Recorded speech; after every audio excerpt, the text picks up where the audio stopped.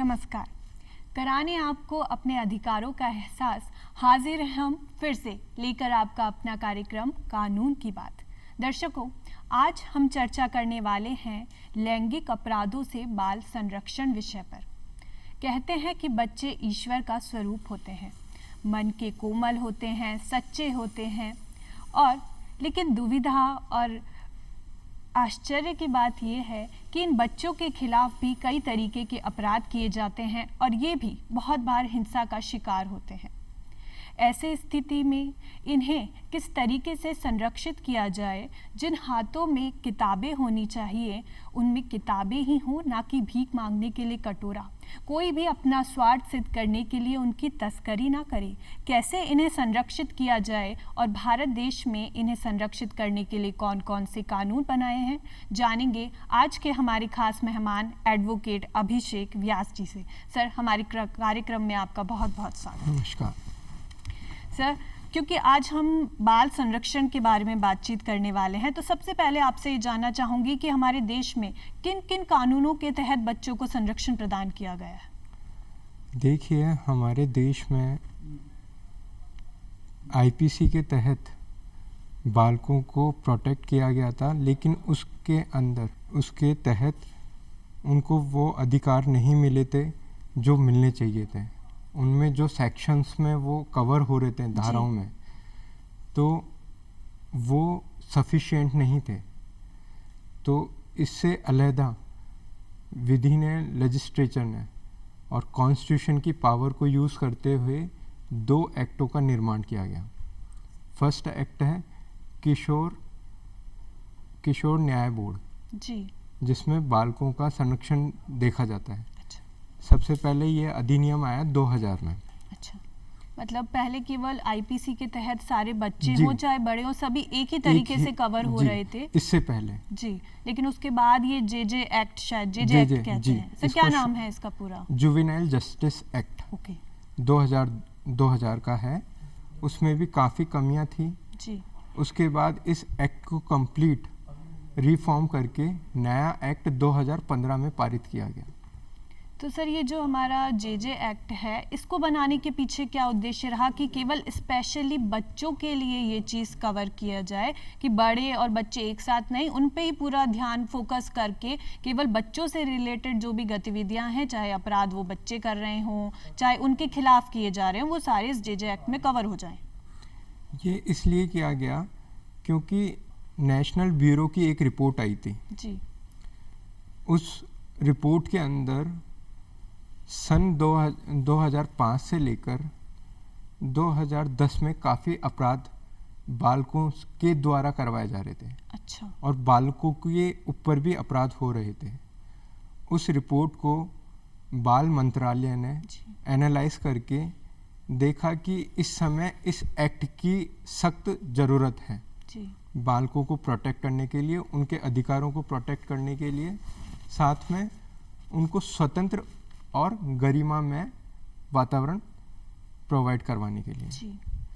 तो इन सबको मद्देनज़र रखते हुए जो एक्ट बने हुए थे उनमें कई कमियां थी, त्रुटियां थी जी। उनको सुधारा गया।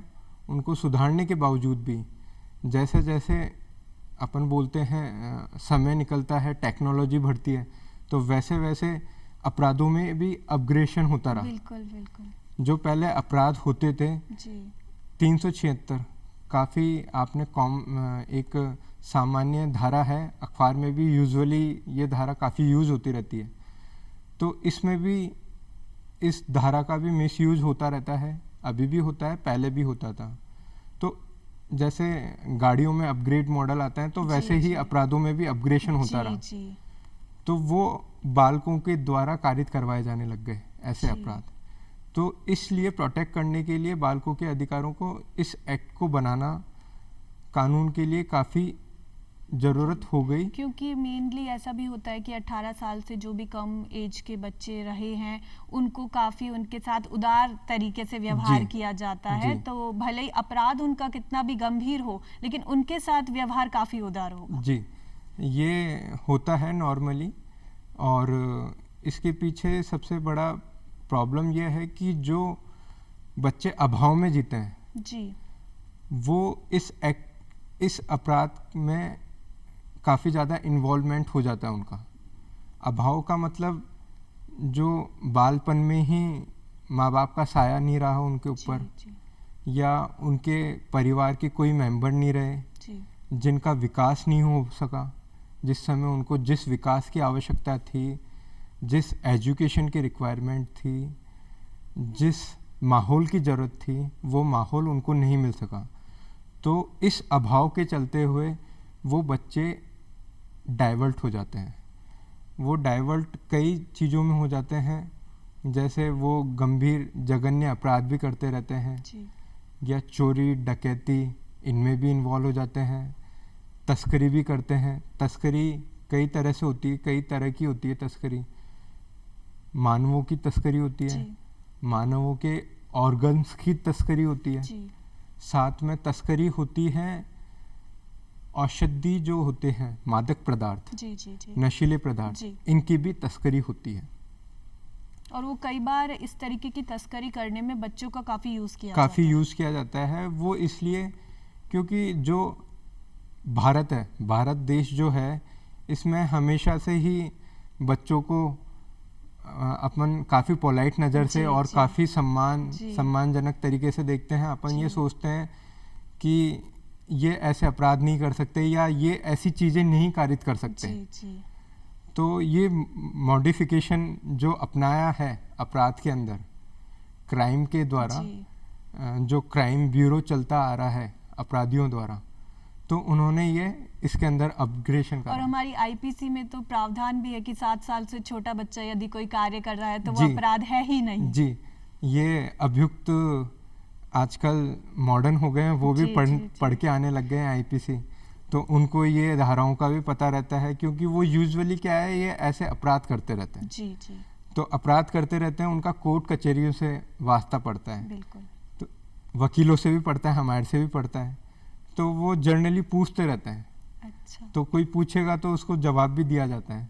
तो आईपीसी में प्रावधान है सेक्शन 82, 83 में 82 में प्रावधान है 7 साल तक का बालक कोई भी कार्य करता है, कुछ भी, इवन 7 साल का बालक पिस्टल भी चला दे तो उसका अपराध क्षमनीय होगा, उसने कोई अपराध नहीं किया जाएगा, ये माना जाएगा।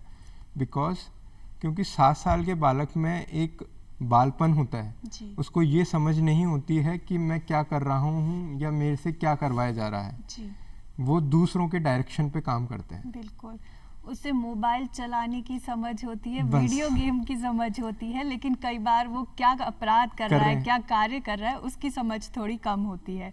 सर, आगे ये चलेंगे कि नॉर्मल इंसान की तरह क्या बच्चों के मामलों को सुलझाने के लिए भी हमारे नॉर्मल कोर्ट्स ही होते हैं, या इनके लिए कोई स्पेशल बोर्ड या कुछ होते हैं? नहीं, इनके लिए, बच्चों के अपराध के लिए अलग से बोर्ड होता है, अलग से कोर्टें होती हैं। इनकी जो ट्रायल चलती है वो सामान्य कोर्ट्स में नहीं चलती है। अच्छा। इनकी ट्रायल्स चलती है जेजे बोर्ड में। जेजे बोर्ड है juvenile justice board. Juvenile justice board में 3 मेंबर होते हैं। अच्छा। एक न्यायिक अधिकारी होता है जो सीजीएम लेवल का होता है रैंक में। 2 अन्य मेंबर होते हैं जिसमें से एक कंपलसरी महिला का होना जरूरी होता है। अच्छा। इन 2 मेंबरों का 3 वर्ष का कार्यकाल होता है। इस बोर्ड के अंदर बच्चों से रिगार्डिंग, बच्चों के अपराध के रिगार्डिंग, ओनली बच्चों के द्वारा जो अपराध घटित किए जा रहे हैं, अच्छा, उनकी ट्रायल चलती है इस बोर्ड में। और ये ट्रायल उन बच्चों के लिए है जो खुद कोई अपराध कर रहे हैं। और मान लीजिए किसी बच्चे के खिलाफ कोई अपराध किया जा रहा है तो अलग एक्ट और अलग कोर्ट्स में चलेंगे? जी, वो अलग कोर्ट्स में चलते हैं।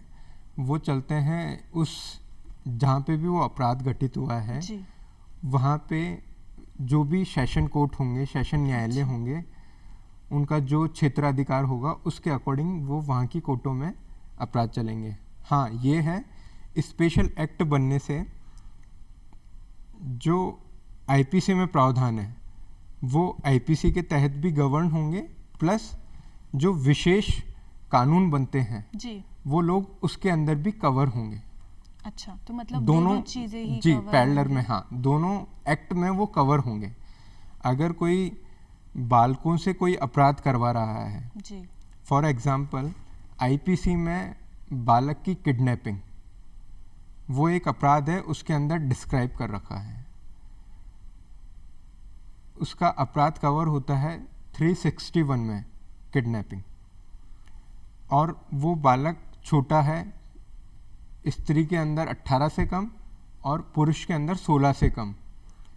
वो उनको किडनैप करते हैं, उनका मिसयूज करते हैं, उनका गलत तरीके से इस्तेमाल करते हैं, तो वो आईपीसी के साथ जो विशेष कानून है जी, उसके तहत भी कार्रवाई की जाएगी उनके ऊपर। दोनों एक्ट दोनों साथ एक्ट चलते हैं। साथ और सर में। दोनों में यदि आपस में कोई मतभेद वो होता है तो क्या स्पेशल एक्ट प्रिवेल करते हैं? जी, अगर दोनों एक्ट में कुछ प्रिवेल होता है, इसको मैं आपको एग्जाम्पल के तहत समझाता हूँ। अगर आईपीसी में किसी, आईपीसी पहले बनी हुई जी। है, आईपीसी बनी हुई है हमारे 1862 की, और ये जो भी एक्ट्स आए, विशेष एक्ट आए हैं, विशेष कानून हैं, ये रिसेंटली जब जब इनकी ज़रूरत पड़ी है, जब जब बनाए गए हैं, तो विशेष एक्ट इसलिए ही प्रिवेल करता है, वो पर्टिकुलर उसी ऑफेंस के तहत बनाए गए हैं, जी। इसलिए वो अधिमान्य रहता है सामान्य अपराध से। सर जुवेनाइल जस्टिस एक्ट को जब हम देखते हैं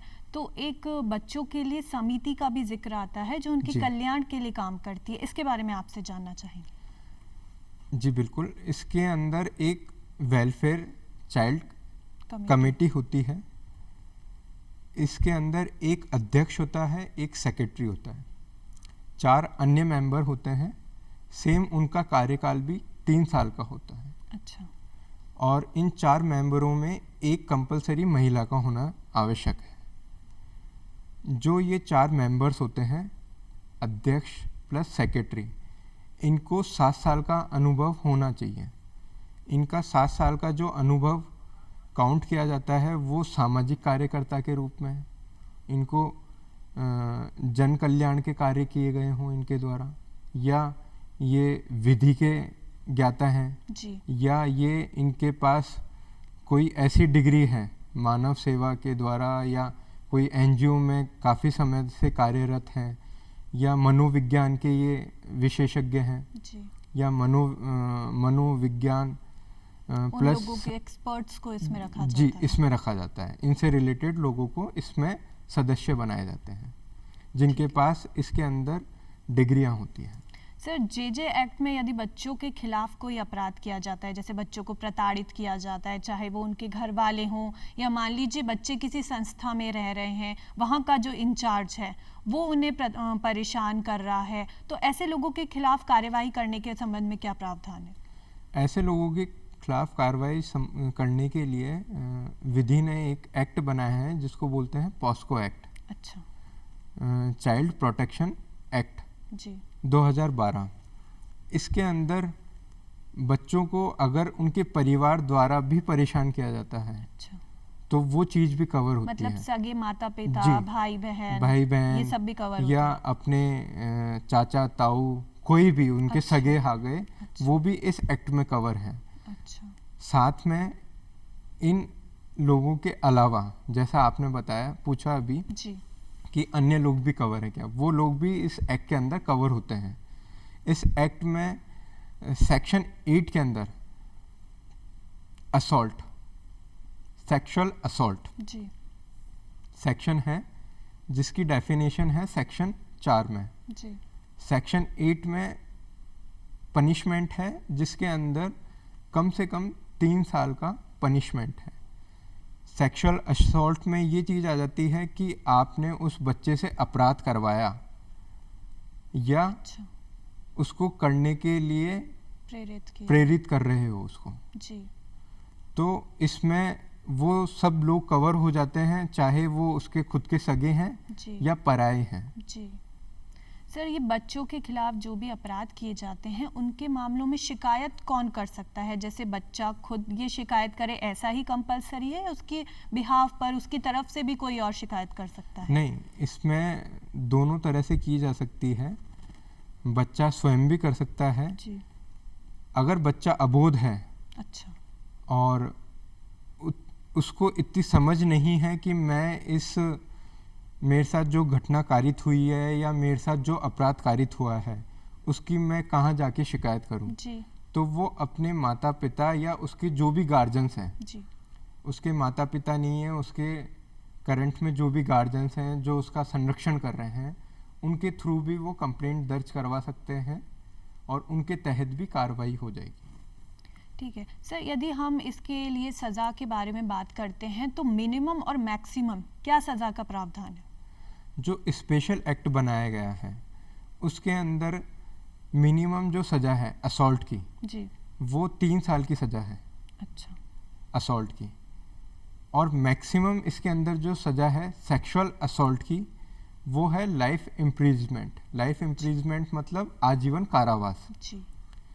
इसमें आजीवन कारावास तक की सज़ा है जो कि अपने सेक्शन 6 और सेक्शन 7 में कवर होता है।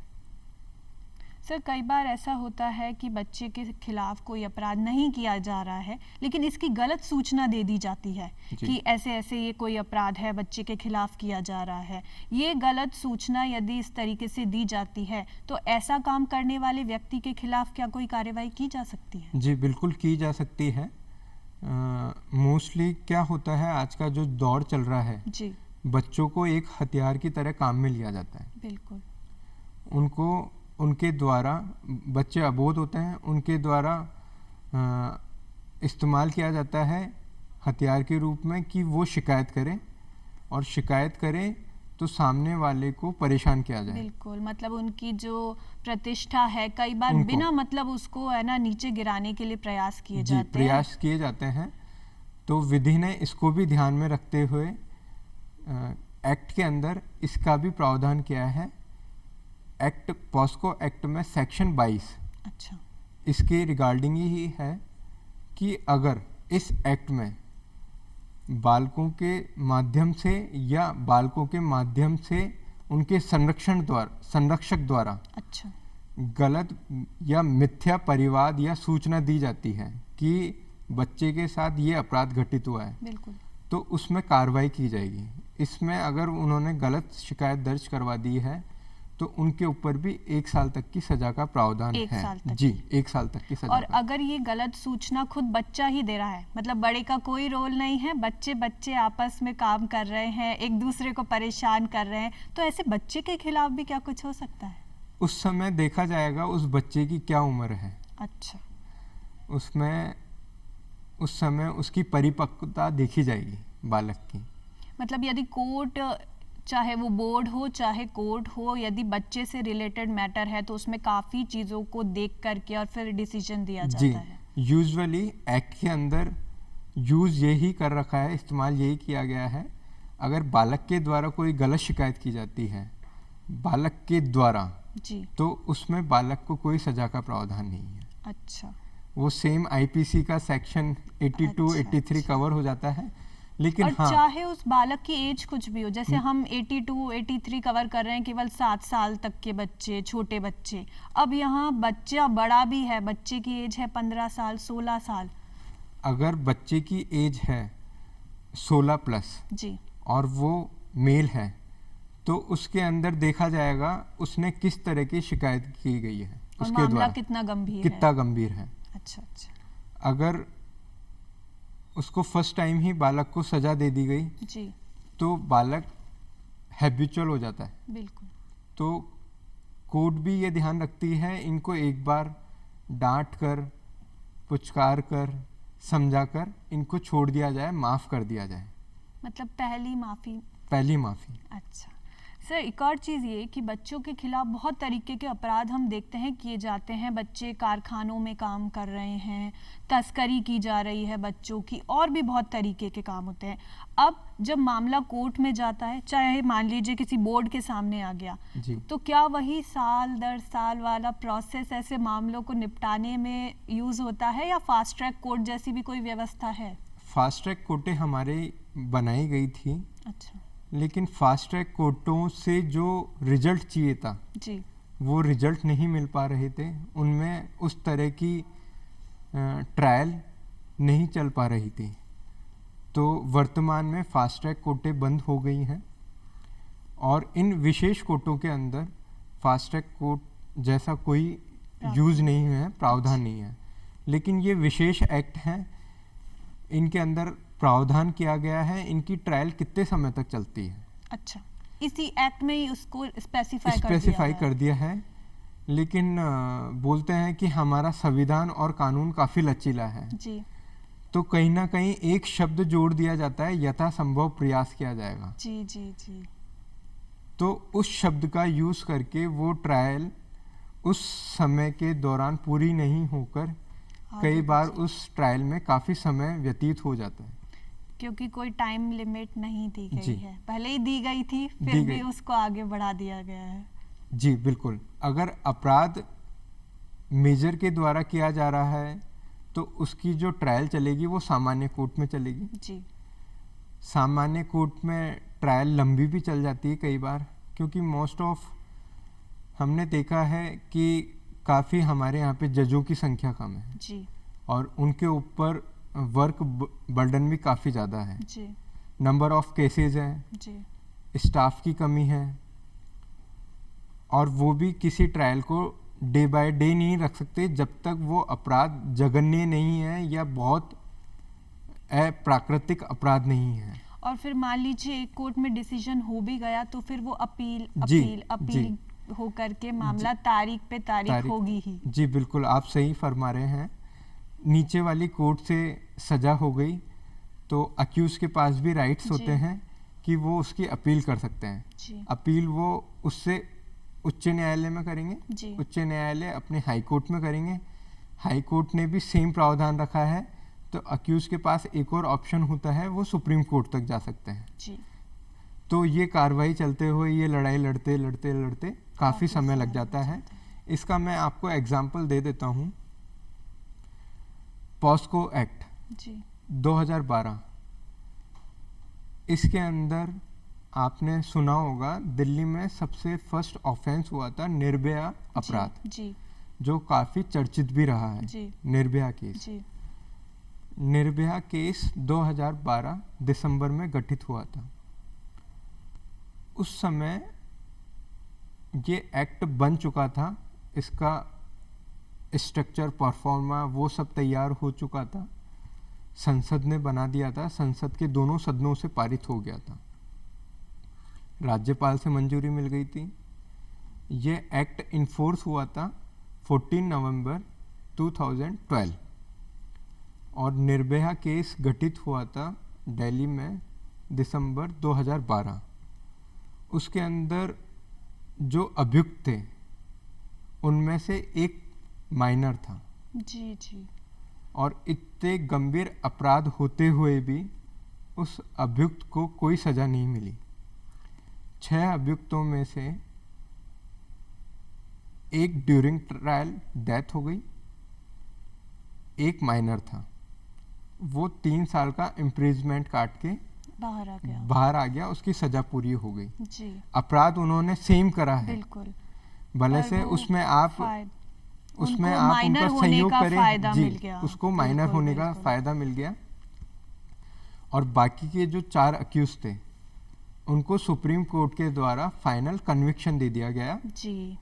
सर कई बार मार्च 2020 ऐसा भी होता है कि हम देखते हैं कि अभियुक्त माइनर है और यदि उसको कोर्ट में अपना एविडेंस देना है जी। तो उसके समक्ष यदि अभियुक्त आता है तो काफी परेशानी हो जाती है। जी बिल्कुल, काफ़ी परेशानी होती है। ये जब होती है जब बालक में वो फीमेल हो जी।